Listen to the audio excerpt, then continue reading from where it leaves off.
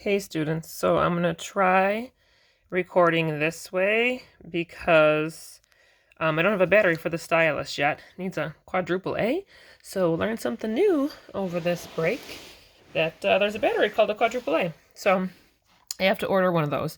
So I'm literally holding my phone over top of my notes. So bear with me here. Okay, I'm on page 1. You are going to have to either download this from Google Classroom. You may print it out. You may just take your own notes. You don't have to take notes at all as long as you understand what I'm doing. But if you want the page, I'll put the page up in Google Classroom. And like I said, you can either print it or you can just refer to the notes, because I'll also put these up in widths completed and all the homework as well. I'll put it in as one entire packet called Answer Key. It'll have all the notes, problems, and all the answers to the homework. And you can help yourself to whatever you need for your learning through there, and the blank ones will be on Google Classroom. But you do not need to print them. Okay, that is your choice. All right, so I'm on day 1 of the new packet, which would be 1R Quadratics Part 2. So hopefully you did the Desmos activity and you can see how quadratics can be used for, something fun like basketball, or if you were working for NASA and you were launching a rocket and you wanted to make sure that it landed where it was supposed to land. So a couple of things. First, quadratics. Okay, linear equations have a degree of 1. Quadratics have a degree of 2. Okay, making them quadratic equations which produce parabolas. Let's see if I can focus this. I don't think I can. All right. So one thing to be very careful of is when your directions say over. So graph the quadratic over an interval. There's no arrows, and it restricts your domain and your range. When the directions say graph the quadratic or the parabola using the interval, then you're going to see arrows, and it's a full range in a full domain. So let me show you what I mean. So down here, example number 1, graph the quadratic function. So here's our quadratic function over this interval, -1 to 5. So x is greater than or equal to -1, less than or equal to 5. What that means is this is my x values. So over here in my chart, I'm only putting x values that are greater than or equal to -1, less than or equal to 5. Okay. Over means that when I graph it, see how there's no arrows? I'm just ending at that last point. Okay. So just like when we first started off graphing functions, we make a table. I plug in those x values. So x squared minus 4x plus 1 becomes -1 squared minus 4 times -1 plus 1. Do the math, get out 6. So I did all of that math. So here are the results, or the y values from doing that math. Okay, then I go to my graph and I plot. So my first point was -1, 6. So -1, 6, then 0, 1, then 1, -2, so on and so forth. Notice that this is a U shape. Okay, it's not a V, it's a U, so curved bottom. V's are absolute value. This is a parabola, curved bottom. Okay, notice it is labeled. Notice there are no arrows because I said over. Notice in the table, my values for my y values are going down, and then look, they start to come back up. That makes sense because that's what a parabola does. Notice this point here is kind of sandwiched between the same points. That means this point is my turning point, or this low point or minimum point that's here. Notice these points are symmetric about that turning point. Okay, so it says the graph of a quadratic function is always a curve called a parabola, not a parabola, but a parabola.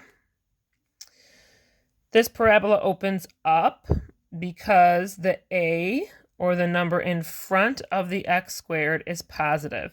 So because this invisible number right here is positive, this parabola opens up. The smallest value of y occurs at the point 2, -3. That's this point right here. It's the lowest or smallest value of y. The point is called the turning point or the vertex. In this case, it's also called a minimum. Okay, if it opened the other way, it would be a maximum. So I put that in my notes as well. I can also call it a min and a max. Min, if it's low or a minimum. If it opened the other way, it would be a maximum. Okay, you will notice the graph is symmetric about a vertical line. The line is called the axis of symmetry. What is the equation of that axis of symmetry? So you're looking for the line that would go right through here. Okay, so that would be a vertical line that would go through here. So I'm thinking Hooy-Vux. So x equals 2 is the equation of that line, and that's pulling from our functions unit from earlier. All right, so then I have another one. This one happens to be concave or opens down. Again, they said over, so there's no arrows. Okay, notice my a value is negative, so I know that it's going to open down. And it's over this interval. So these are my x values that I put in my table. I plug in, I do my math, I plot the points. So this parabola opens down. You'll also hear that called concave sometimes in our Desmos activities. This occurs when the a is negative. Okay, the value of y, largest value of y, because now I'm upside down, this is my largest value, is -1/6. That's called my maximum or my turning point. Okay, the vertex or turning point is -1/6 or is a maximum. The equation of the axis of symmetry is x equals -1 because that's where this vertical line would go through here. Sorry, I'm trying to hold and draw at the same time and I'm a little off.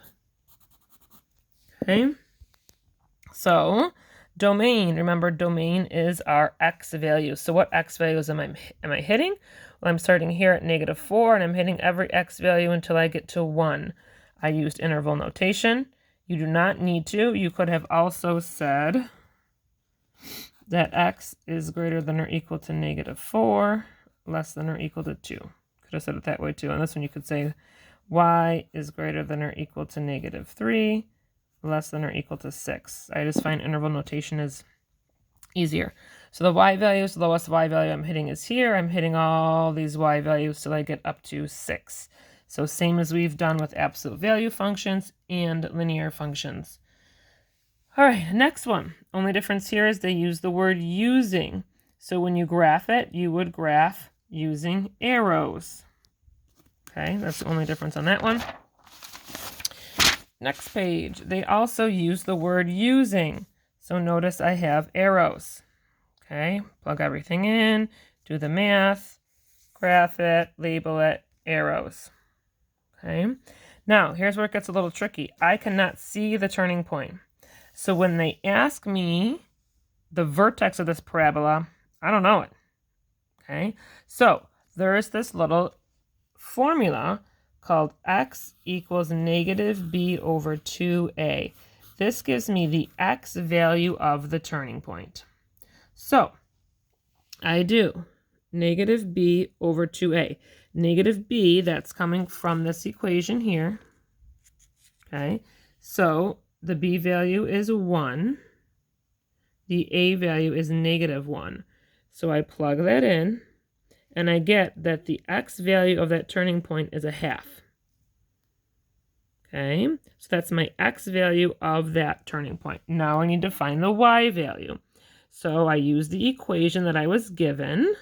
I plug in the x value I just found. I do the math. I get the y value is 12.25 or 12 1/4. So my turning point is 0.5, 12 1/4. I can also do this on my calculator. Now I'm going to do it but I'm going to also tell you that I have posted on my YouTube page a video of how to do this. Okay, it's called Finding the Min and Max, and it's linked to my YouTube page, and I'll post the link for you as well. So first thing we do is we go to y equals. I have to clear out what's in there. I put in negative x squared plus x plus 12. I go to zoom 6. I always like to be in my standard zoom. Okay, it's actually off of my viewing in standard zoom. So I'm going to increase the window. So I'm going to hit window. I need my y values to go up higher. So from y max from 10, I'm going to change it to 20 just to make sure I see it. Okay, there's my turning point. Now, the more I zoom in, the more accurate I can be. So you guys know how to zoom. You can zoom box, zoom box. I'm just going to show you quick. So I'm going to go to this calculate function, which is second trace. And I want to calculate a maximum because this opens down. So that's my highest point. Left bound. That means go to the left of where the maximum is. So this is the left of where the maximum is. I hit enter. Now go to the right of where the maximum is and hit enter. Do I want it to guess? Yes, I do. Okay, it tells me that the maximum is 4.9 repeating and 12 1/4. So pretty darn close, and I'm not even zoomed in. Okay, so we do account for that little bit of difference when you are using your calculator, so just make sure that you are as close as you can be. So the equation of the axis of symmetry is y equals 0.5. Okay, and then there's the last one if you want to do it. Okay, I will post what questions I want you to try to demonstrate your understanding on the next pages. Okay, so there's quick, if you want to just look at this video, there's the quick answers. I will post these answers for you on WIT's documents, and I'll give you the link on WIT's notes for this video, for the video for the calculator, and I will also post the blank copies in Google Classroom and a link to this as well. I really hope you guys are doing well. Please don't stress over anything. Email me with any concerns or any problems. It is most important you take care of yourselves and your families.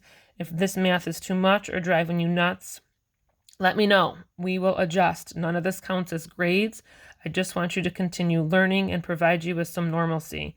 All right, guys, take care.